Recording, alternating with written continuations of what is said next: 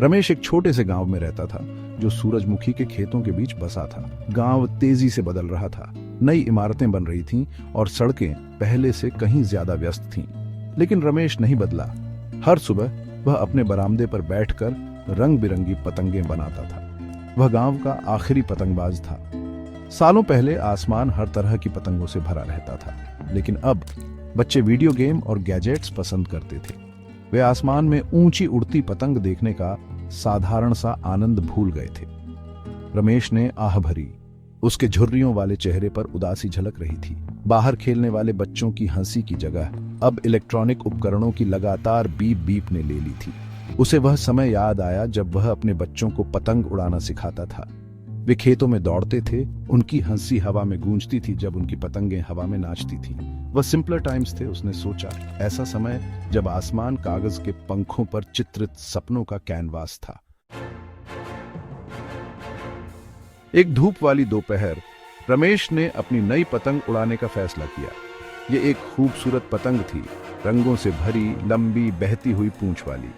जैसे ही वह गांव के खेल के मैदान की ओर चला, उसे पास के घरों से वीडियो गेम की लड़ाई की धीमी आवाजें सुनाई दे रही थीं। खेल का मैदान जो कभी गतिविधियों का केंद्र हुआ करता था, अब सुनसान था। रमेश अपने आप मुस्कुराया। वह अकेला ही सही, पर वह अपनी पतंग उड़ाएगा।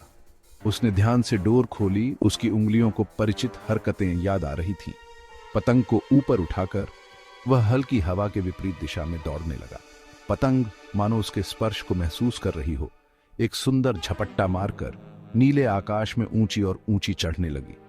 पहले तो घरों के अंदर बच्चों ने उस पर ध्यान नहीं दिया। वे अपनी डिजिटल दुनिया में मग्न थे, लेकिन रमेश की पतंग के चटख रंग नीले आकाश के विपरीत जल्द ही उनका ध्यान खींचने लगे। एक एक करके वे अपने घरों से बाहर निकले, उनकी आंखें उत्सुकता से भरी हुई। यह कुछ अलग था, कुछ ऐसा जो उन्होंने पहले कभी नहीं देखा था। वीडियो गेम की तेज रोशनी और वर्चुअल दुनिया के आदी बच्चे रमेश की पतंग को हवा में नाचते देख मंत्रमुग्ध हो गए।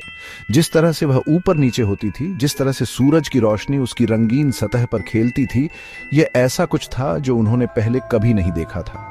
अपने गेम्स को भूलकर वे खेल के मैदान के किनारे पर खड़े होकर आपस में फुसफुसा रहे थे। आकाश नाम का एक लड़का, जो अपने एडवेंचरस स्पिरिट के लिए जाना जाता था, उसने पतंग की ओर इशारा किया। देखो, उसने कहा, यह बिल्कुल रियल लाइफ वीडियो गेम जैसा है, लेकिन बेटर। उसकी बातों ने जादू तोड़ दिया और जल्द ही बच्चे अब केवल देखकर संतुष्ट नहीं रहे। वे रमेश के करीब आ गए। उनकी शुरुआती झिझक एक बढ़ते आकर्षण से बदल गई। रमेश ने उनकी उपस्थिति को महसूस करते हुए गर्मजोशी से मुस्कुराया। बच्चों को देखकर उनके चेहरे आश्चर्य से चमक रहे थे। उसे एक ऐसा आनंद मिला जो उसने वर्षों में महसूस नहीं किया था। शायद, बस शायद, यह उनके युवा दिलों में पतंगबाजी के जादू को फिर से जगाने का मौका था। उसने अपनी पतंग को चलाना जारी रखा, उसे आसमान में नचाया और घुमाया, उनकी रुचि को और बढ़ाने की उम्मीद में। बुजुर्ग की वेलकमिंग स्माइल से उत्साहित होकर आकाश रमेश के पास पहुंचा। यह कमाल है, उसने कहा। उसकी आंखें प्रशंसा से चमक रही थीं। आप इसे ऐसे कैसे उड़ाते हैं? बाकी बच्चे अपनी शुरुआती झिझक भूलकर रमेश के चारों ओर जमा हो गए, उसकी जादुई पतंग के रहस्य जानने के लिए उत्सुक। रमेश, उनके उत्साह से उसका दिल खुश हो गया। वह चकल्ट, यह जादू नहीं है मेरे बच्चे, उसने कहा। उसकी आवाज दया से भरी हुई थी।